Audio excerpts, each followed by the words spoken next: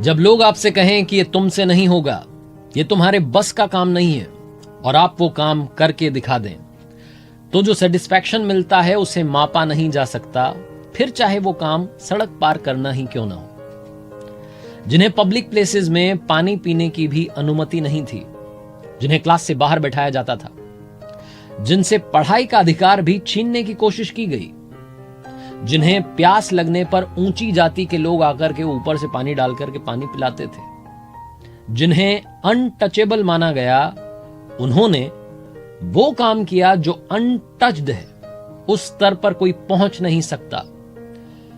I am talking about the father of Indian constitution, doctor B.R.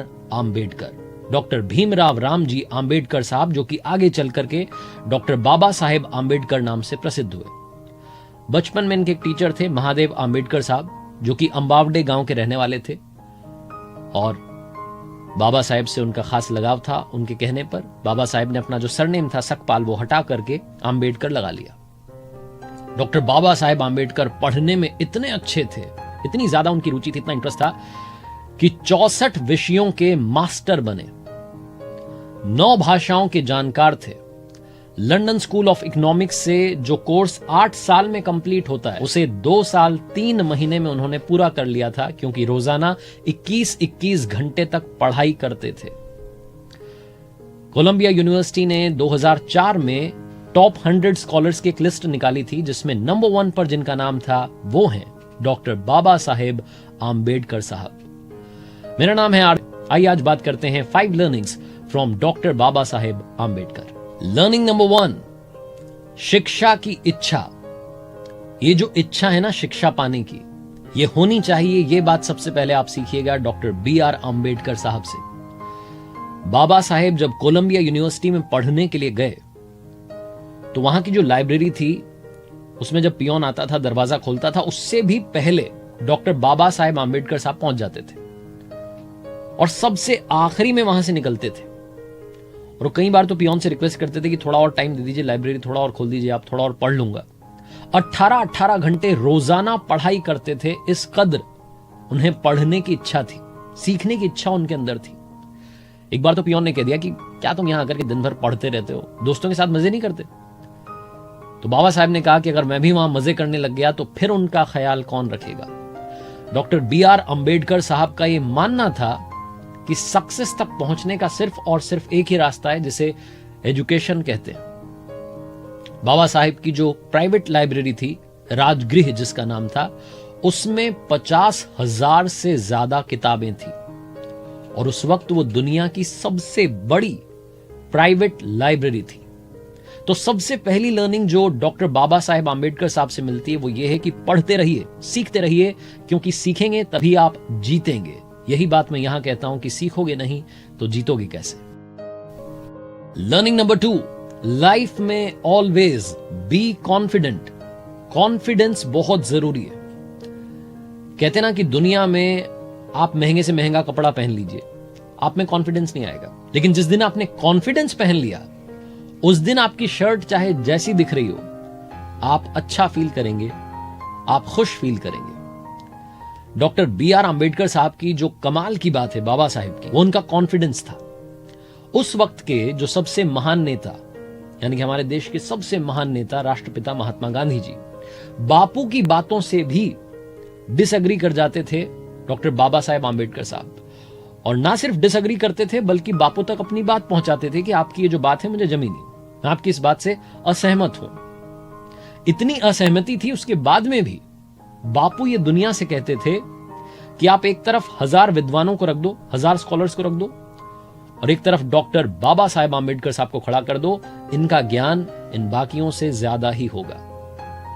और आप समझिएगा कि इस कदर असहमति थी, बात बीच बीच में नहीं बन पाती थी, तब भी महात्मा गांधी जी ने ही, जब देश की पहली कैबिनेट बन रही थी स्वतंत्र भारत की, तो उसमें कानून मंत्री के लिए डॉक्टर बाबा साहेब आंबेडकर का नाम बापू ने सुझाया था, और डॉक्टर बाबा साहेब आंबेडकर ने देश के पहले कानून मंत्री के रूप में शपथ ली थी।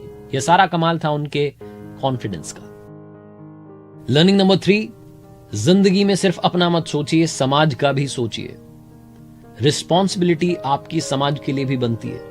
यही सिखाते हैं डॉक्टर बाबा साहेब आम्बेडकर साहब, जिनकी कमाल की बात यह रही कि जब उन्हें जिम्मेदारी सौंपी गई कि आपको इंडियन कॉन्स्टिट्यूशन लिखना है, तो उन्होंने दुनिया के 60 देशों के कॉन्स्टिट्यूशन की पढ़ाई की, अध्ययन किया। उसके बाद में भारत का संविधान जो है उसका निर्माण किया, और उसमें ध्यान रखा गया कि सबको बराबरी का हक मिले, क्योंकि डॉक्टर बाबा साहेब आम्बेडकर साहब वो थे जिनसे बचपन में पढ़ाई का हक छीना गया, जिन्हें ऊंची जाति का आदमी आकर के ऊपर से पानी पिलाता था, ऊपर से पानी डालता था।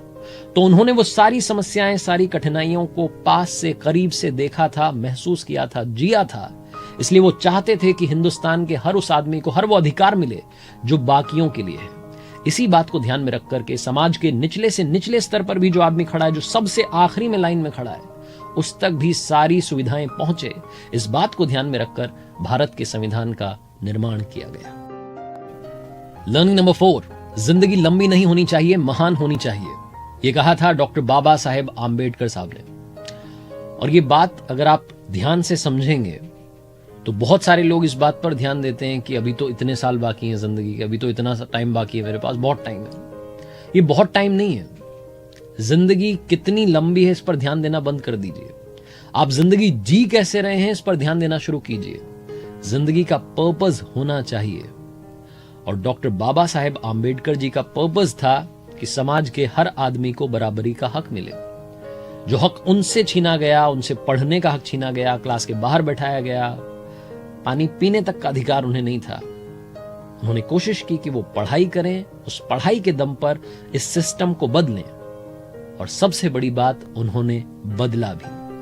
उन्हें नहीं मालूम था कि वो आगे चलकर के इंडियन कॉन्स्टिट्यूशन लिखेंगे या देश के पहले कानून मंत्री बनेंगे, लेकिन जो काम वो अच्छे से कर सकते थे उन्होंने किया, ज्ञान प्राप्त किया, और उस ज्ञान से, उस एजुकेशन से सिस्टम को बदलने की कोशिश की, और वो काम करके दिखाया। इसलिए लाइफ कितनी लंबी है इस पर ध्यान देना बंद कीजिए। लाइफ आप कैसे जी रहे हैं, आपका पर्पस क्या है, उस पर ध्यान देना शुरू कीजिए। लर्निंग नंबर 5, आखिरी लर्निंग जो हमें डॉक्टर ध्यान देना शुरू कीजिए। लर्निंग नंबर 5, आखिरी लर्निंग जो हमें डॉक्टर BR आम्बेडकर साहब से लेनी चाहिए वो है विजनरी होना। जिंदगी में विजन होना चाहिए।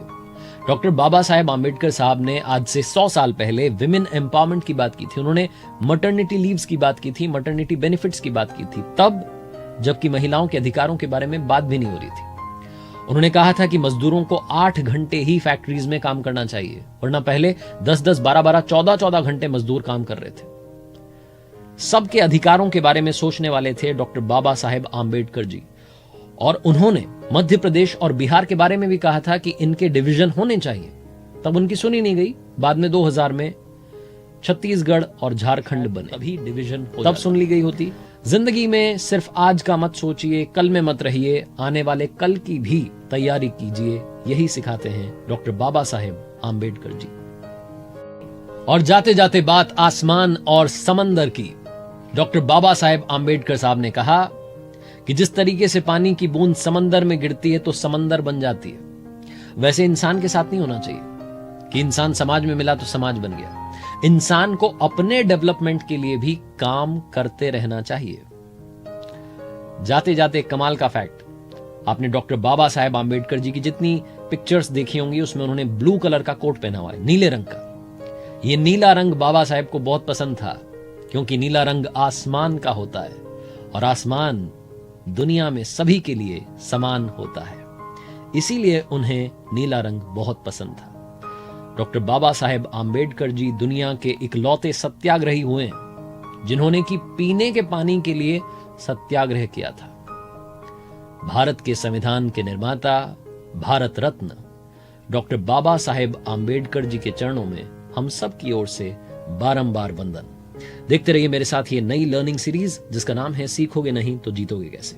और देखते रहिए हर सोमवार सुबह 9:30 बजे मेरे साथ एक नई कहानी, मेरे YouTube चैनल, Facebook पेज और Instagram हैंडल पर।